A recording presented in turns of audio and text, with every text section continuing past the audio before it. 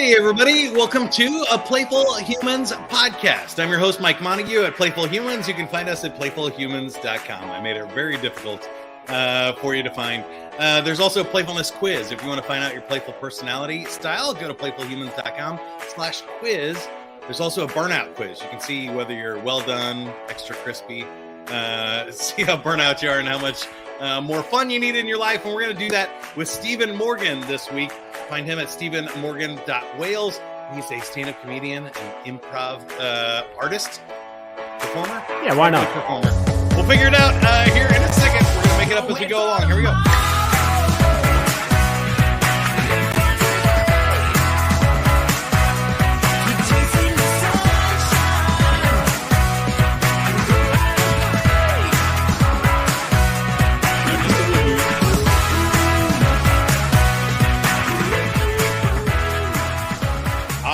Stephen, welcome to the podcast. We like to start with the joke of the week here on the Playful Humans podcast. The joke of the week this week is brought to you by passwords. My dad's password is Mickey, Minnie, Goofy, Donald, Pluto, Huey, Louie, Dewey, Dublin. Because the password instructions told him to put 18 characters in one capital. Hey. There you go. Do you have a joke for us? All right. I do have one. Why did the Scandinavian Navy... Oh, God, I've messed it up, haven't I? Oh, my goodness. Oh, you gotta love that. Well, sir, IBR penalty. So, did I mention I do comedy, right? Yeah. Okay. Are we started going again, or are we just... Yeah, go all right. For it. You have a joke for us? Ooh. I do have a joke for you. Why do the Swedish Navy have barcodes on the side of their ships? I don't know. Well, it's so they can Scandinavian. Yes. There you go. All right. I feel like that was off to a perfect start, and that's why we do the joke of the week. Is it puts us in the perfect mood to have a great conversation. My first question for you is, with stand-up comedy and improv, did you always do this, or was this like a midlife crisis? You were selling insurance in your cubicle and you were like, no, I'm going to go be an improv artist. Oh my goodness. I would say kind of like a combination of the two. Because my entire life I've been involved in various artistic endeavors, but I've always been way too cowardly to just go all in. I am not someone who deals well with that sort of feeling of insecurity and so I've always done the combination where essentially I work like a job and a half.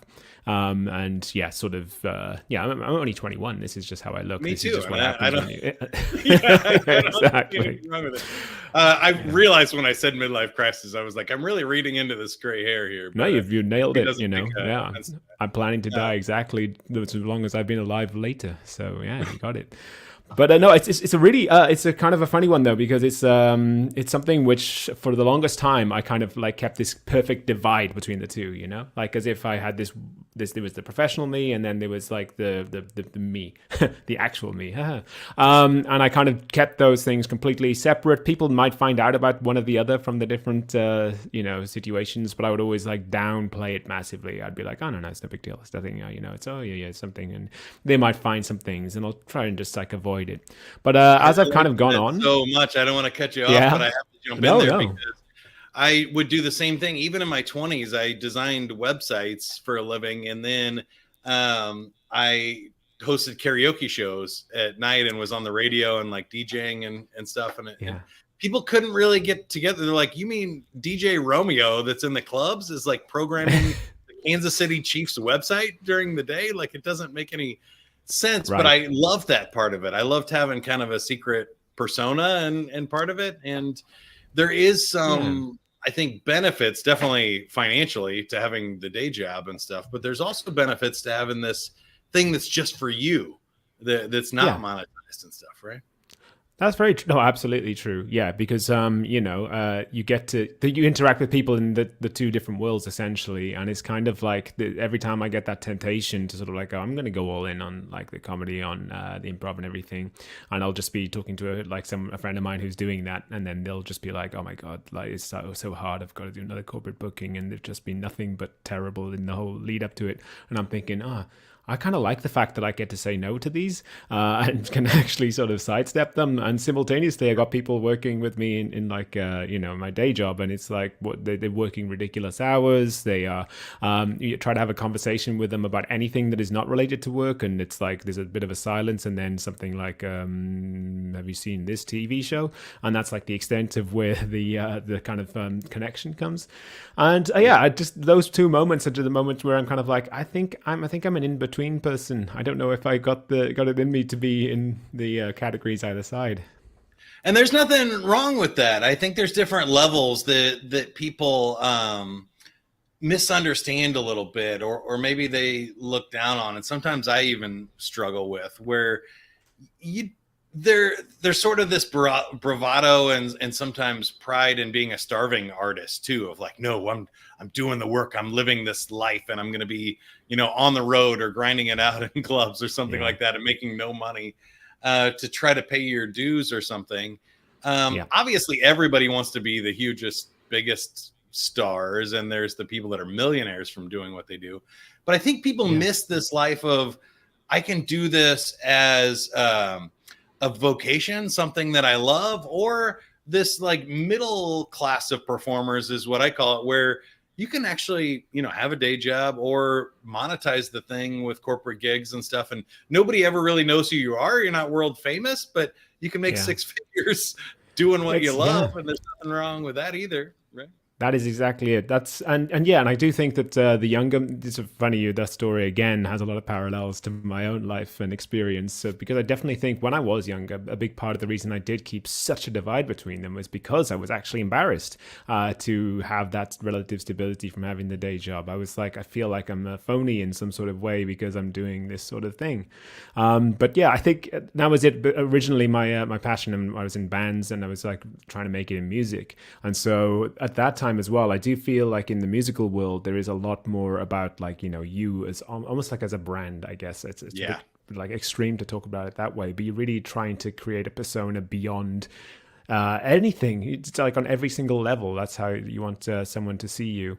And then I kind of reached that age where the hair started going a bit gray, and I was like, and also we were making electronic music, and I don't think that's like I had to make this decision at some point. It's like, I can't really get away with being like the upstart anymore.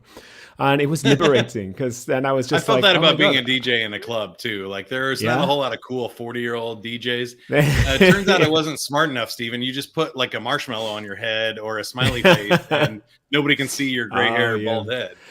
No, that is it. I mean, you do get artists who do that. Like Shabazz Palace's hip hop artists. I remember for the longest time they were like these old. For the longest time no one knew who they were. Jungle, I think, did the same thing. And you knew that it was just. Well, I knew it was just because it was like, you're older, aren't you? You're just trying to create mystique because you're like, as soon as people see you, they're going to be like, hey, old man, what are you doing?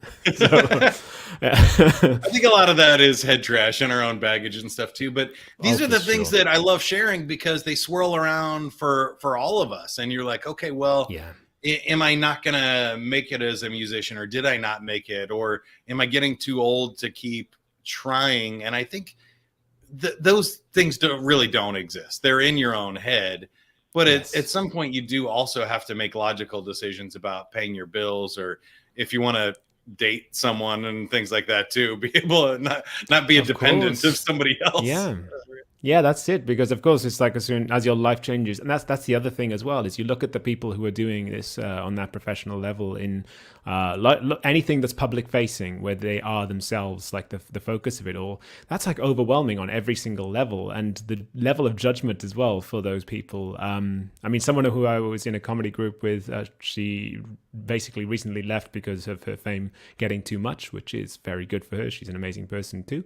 But I look at what she's doing and I'm kind of like, yeah, you go. But at the same time, I'm also a bit like, damn, like what are these comments that some, mostly positive, but a few of them you're just like, what the hell, man? That's a bit much. And that's and that's sort of that is, and I'm exactly the sort of shallow, thin-skinned person who would absolutely be reading those things, and I might see 100 positive ones and one negative one, and I'd be going to bed at night going, I'm a failure. It has to catch you at the wrong time. We all have that imposter syndrome, and it all creeps up. And most days you're like, you know what? I'm great. I got this. I could do this. I'm feeling good. And then there's that one day or that one comment that hits a little too close to home, and you're just like, oh, they got me. Oh, they hit me. I was dodging these bullets like the Matrix, and then one clip.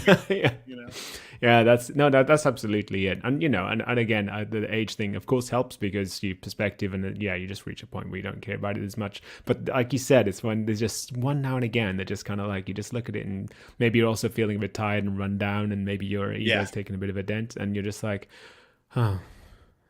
good point. You do a show and nobody shows up or whatever, and then you see the comments and all that kind of stuff will just get you over time. But that's okay. I think that's personal growth. That's part of being alive and being human. Is we're gonna have good days and bad days, and we're gonna have good shows and bad shows. And the more you do it, the more you realize that has nothing to do with you.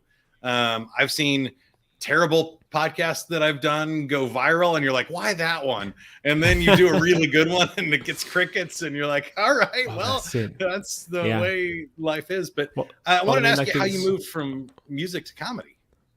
So that was actually part of this process of getting to that age where I was like, I don't know if music's going to do it for me. And also, timing wise, I think there was a more serious thing that the most successful band that I was in was based in London in the UK. And then I moved to Brisbane in Australia, which is a long way away. And that was logistically kind of the end of that. On Wednesday night. Yeah, that's it. But I actually, when I first got there, I was, I had a bit of that inertia of like my UK life and just like, okay, I'm just going to pick up the same things I did before, but I'm just going to do them here. But I quickly kind of realized as well, like when I met some people and tried something new, I was just like, I'm just not feeling this. This is just, I had something really good and really nice, and it came to a natural conclusion, but I'm just like, this is just not doing it for me anymore. I'm just not feeling that same kind of buzz and drive from it. And so, I always had that thing of being like class clown or the person who couldn't take things seriously enough. And so I just thought, look, I've always wanted to do comedy. I've always wanted to kind of like give it a try. I'm now like thousands of kilometers away from the nearest person that I know. So this is a good opportunity because hopefully they'll never hear about it if it goes badly. And so I did. And I threw myself into it and I loved it. And, again, being in like a completely different place gave me a lot of time to really sort of go hard with it because it takes a lot of evenings, takes a lot of preparation. It's a very overwhelming thing to do. That was the point, and I haven't really looked back since. Awesome. I have 3 questions for you here. I'm going to come back to the comedy, and then I want to talk about improv, but first, I want to ask you, what made you move halfway across the world? That was an ex of mine. She was a scientist, and she got a job what she did was pretty specialized. So there were only like a handful of places in the world she could really work. And for me, I was always of the opinion that I was like, if I live outside of my home country, I'm sure it'll be like an experience that I want to do. I'm not quite sure why. I'm not quite sure what I'll get out of it, but I kind of just want to do it. And so I did. And I haven't moved back to my home country since, and it's been over 10 years. So I think it was the right decision to make. Amazing. I find that exploration a different kind of leap too. Like you said, you have to leave everything behind in those comfort zones behind, but also it gives you that chance to reinvent yourself. And that's an interesting life choice as well. And playful. You get to go explore and have fun and learn new things. Exactly. Yeah, it unlocks something within you, which sometimes you kind of you lose sight of, especially if you're in a place for a long time, because over time, naturally you get more commitments, some of them of which are good and natural and, are engaging. But some of them, it's just again, through inertia, just because it's like, oh, I do this thing and I'm going to keep doing this thing because it's the thing that I do, and not really questioning it and not really sort of saying to yourself, am I still getting something out of this? Because I technically could turn this off overnight. I mean, I'm not talking about kids because that would be terrible. But I mean, like if it's something like a hobby or something like that. So yeah, it was like that, a really liberating thing where you're just like, damn, I don't have any commitments. I mean, like I got to find a job, but like, wow, this is crazy. And I cannot remember the last time I felt like this. I love that. And that's actually deep insight. It feels like you have explored that a little bit, which is cool. So let's switch back to the comedy. Which part of it is most exciting for you? The performing, the writing, or just the, collaborating with other people? What is it about comedy that makes it fun for you? It's a really good question, actually. And I think out of those three, two of them definitely are my favorite. And that is the performing and the collaborating with others. I am not a planner. I am not a good person at sitting down and just getting things done and having things in advance, which is why also I teach and I perform a lot of improv as well. That's kind of like my specialty at this point. And it's because I self-judging or overthinking or all of these sorts of things. But when I'm in the moment, when there's nothing to kind of go up against, I'm at my best. And also with one of the things that I really learned about myself during making music as well is I had a sort of similar thing is I realized that when I'm making music, because of course a lot of artistic expression you see overlaps in some of the ways that it works, is I realized that like when I'm trying to write something just me doing it myself, I'm not great. I kind of, again, have that same sort of like moment where I'm like, oh, no, that's not good enough. I'll try that now and spend like an evening and then get very frustrated. But how like that band that went well, how that worked best was the fact that we had like one guy who was incredibly prolific. He couldn't like write songs, but he would be like, hey, check this out. And he'd like send over a 30-second loop of something he'd done. And then I would be so like blown away by it. And then like hours later, I've just turned it into this like, huge behemoth of a thing. But just having that starting point just created something inside me that I couldn't do myself. But when someone else gave it to me, I was like, let's go. Yeah, I think that's so great. And there's a bunch there for creativity that I want to dive into. All right. Yeah. I think it's interesting because I'm very much a do it live person. I started as live DJ and karaoke and then went to radio where you basically do it all live. There was some ways to voice track and record, and I didn't find that as fun. And then I figured out that I love live performance so much because you can read the room, but there's also that moment of is go time. Something is going to happen. You can't procrastinate. You can't overthink it and stuff anymore. And a lot of times, you get 80% of that magic in the first take anyway, or that performance. And when you get stuck in performing the same song or the same joke over and over again, you might be able to get it from 80% to 100 or 99, but the sheer amount of effort and repetitions and stuff kind of suck the fun out of it for me. And it sounds like you're on the same page there too. Absolutely. Yeah.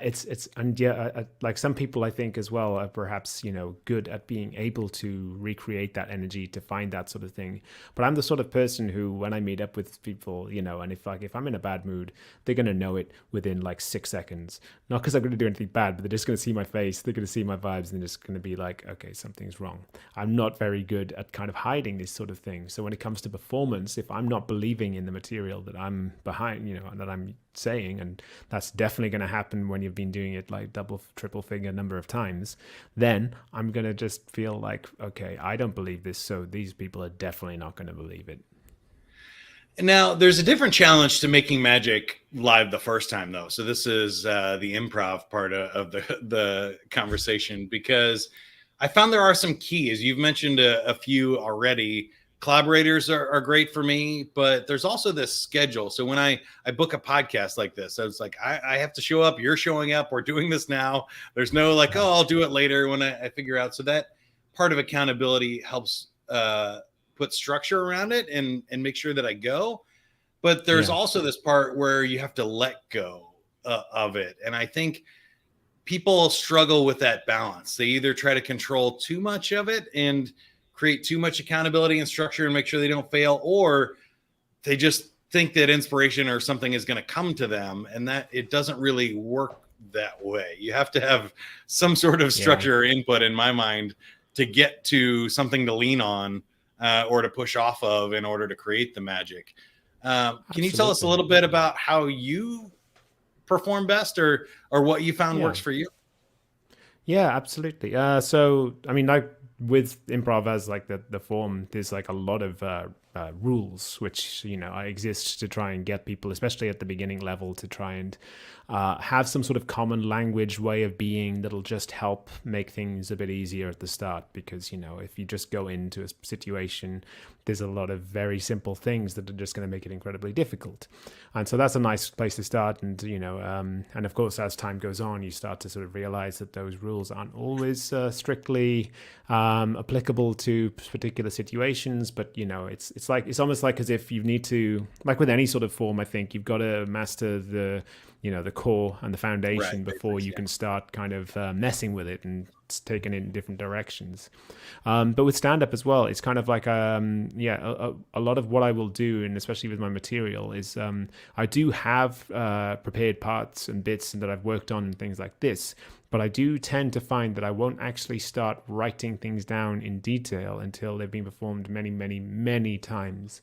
Because not only do I need to kind of like get that feel from stage time and like knowing how a crowd responds to something and getting that, also my own delivery. It's the fact that I'm not the best person at writing down how I talk, how I actually am, and how I sort of my little like natural tics and things like this. And it's amazing, actually. I think something which is an exercise I think is always interesting for someone to do is like a conversation like this, like how we're talking now. If you were to take like a transcription tool or something that actually took those words, wrote them all down and look at it back, you would look at it and just think, my God, it's just like this most nonsensical garbage stream of consciousness. Like, how could anyone be listening to this? But you listen back to it actually being said and you think like, oh yeah, I get it. I get the progression, I get the vibe, I get the emphasis on the words. And so I tend to find that I need to kind of find all of those, that tone, the timing and everything like that, and then transfer it to the page. Because if I try to do it the other way around, then I create robotic wooden things which have no sort of relation to me, myself. Yeah, I can relate to that too, because even with podcasts or webinars and things that I do and speeches, it's a lot easier to put the speech into an AI tool and have it write the title and description and the bullet points than it is to like get the title and descriptions and then write the speech around it. I always find that that's tough. So I on this show, like I kept the intro pretty short. We're just going to introduce who you are and what you do, and then we'll find out afterwards what we talked about and what the plan was. Yeah, exactly. It's really nice. And it depends on what you're going for. So I don't want to knock it too much. There are people that can have the discipline and the insights and the detail to really craft something amazing. And there are people that do, I talk to artists and other things that they spend years building like a sculpture or something. And you have to kind of have this vision in your mind and be really clear up front about what you're building, because you can't just waste a ton of material and time. Yeah. And I admire the heck out of that creativity. But I do think there's something special about making the magic, doing it live, and then figuring it out afterwards. That sometimes you just can't force fun. It's like a New Year's Eve or a wedding reception when you're like, okay, now we're going to have the best day of our life. And it's just with play, it doesn't work sometimes. So it's so true. I guess my last question for you would be on that, and then we'll play a game and have some fun and get out of here. But how do you avoid that in an improv session where, people are saying like, at a stand-up coming in, all right, be funny, people, or all right, now's the time to do that. Do you try to keep that out of your head and out of the audience, or have you found a way to leverage that for good? Yeah, it's an interesting question, and I've even people who have my sort of kind of personality type, I'd see different ways in which they do this. And for me, a lot of it actually comes in that no matter where I am on a bill, no matter what's going on, I love to kind of like be amongst the audience. I love that little thing of kind of like looking out there, trying to get a feel for who's there, what sort of, group we're going to have, what sort of vibe, get an advanced feeling about it. Because, so many things can be factors into it, like whether you've got like a younger crowd, an older crowd, the night of the week, weekend crowds are going to be rowdier than ones on weekdays, the city, the location, all of these things can really make a difference to what that kind of feels. And I feel like what this does for me is it helps me kind of get a mental context, because I know that how important that first moment or those first like 10 seconds really are in those, that the judgment that happens on there is so powerful that if you really do well in those first 10 seconds, you can kind of like ride that and do like bad material and it'll be okay for a while. Whereas if you completely lose them in that first 10 seconds, it's like almost an impossible mountain to get back, to get them back on side. So I feel like if I can kind of like get that feel for it, really feel like we're someone who is the more up for it or whatever it is, and I'm almost like I'm gonna play more for them, like in my head I'm looking at it and I'm like, okay, you're my person, and I'm gonna this is coming for you, and I just kind of go for it. And usually you have a good read and it's like you get that person who's on board, and then I'm just then I'm more comfortable with like being more engaged with the audience, because I feel like once you've got that, you're into your flow and everyone's that's so good. It's like where it's going once you get them. It's great. I love those tips there, because what I heard is really the way I approach it too. You got to meet them where they are first and then bring them to where you want them to go. And we got to understand like the current situation, read the room and the audience, and adapt to that. And then you got some surprises, and you can start leading and bring them along. In karaoke, it was always my favorite, like especially when it was a crowd that maybe didn't know what was happening or we're just starting a show, and I could start mellow and do easy, sing along stuff, Elton John, Billy Joel, that kind of stuff, Jimmy Buffett. But I knew like there's going to be this moment, especially on Saturday nights with big crowds, where like it's going to get crazy and it's going to be a Bohemian Rhapsody level moment that's different, or a dance like a cha-cha slide or something, where we're going to get 200 people doing something fun together. But you can't start there. You can't start with like Prince P Control or other songs. Like you can't open with that at 9:00. That's an after midnight on New Year's Eve song. Bold, All right, are you ready to play a game? I am. Yeah, let's go. There we go. It's time for Survey Says. I have some survey questions here. We asked 100 people a question. If you get one of the top answers here on 2 out of 3, you win the game. Let's start with something that is the opposite of what we do. Name an activity during which you might get bored or sleepy. Work. Ooh, work is in there. We'll give that number 5 answer. Only 5 points. Movie, reading, a sporting event. People must be. That's code for. There you go. From Wales, I shouldn't say that. And a board game or church. All right, question number 2. Name something a woman should do if she wants to find a man to marry. Get other interests. Ooh, I like that. I don't know if I can give it to you, though. This is going to be your first strike. We have be honest or real, be single and date. Yes, it's clear. Lose weight, cook, dress nicely, internet dating, and go to bars. Some of those feel a little sexist to me. I didn't come up with that. It's on the card. Okay. Last one. Let's go with more respectful question here. Name a way in which people show respect for their elders. Visiting them. Yeah, there you go. Number 1 answer, 35 points. We end on a win. There we go. And you win the rights to a free 30-second commercial here. How can we help you, or how can you help us? The website is stephenmorgan.wales, a stand-up comedian and improv actor. Steven, how can you help us? You know what? Because I'm guessing that we're going to have people mostly not living in the Netherlands here, I would just say, go out there, subscribe to every single social media channel that I have, and just go through my entire history and backlog and just like every single thing, and share it, and send it to at least 16, perhaps 17 of your friends. And also in the message you send to your friends, say something along the lines of, this, if you don't forward this to another 16 people, you'll have bad luck for 16 years. Some sort of viral thing that'll, old school internet, that'll make other chain people letters. Want to share Bust out an chain old letters. Good 1980s chain letter. It's been a while. In an email, you'll curse, your family will die if you don't forward Steven's social media channels to at least 16 friends. It's like the Ring. I think that'll work. Yes, exactly. Yeah, add that to the message. You nailed it. I'm wondering, one last trivia question for you. What do you think is said more in our society of 8 billion people? You're on mute or like and subscribe? I think if it was 5 years ago, it'd be for the like and subscribe, but now I think it's you're on mute. All right, good. I think it's you're on mute too. That's the way I would go.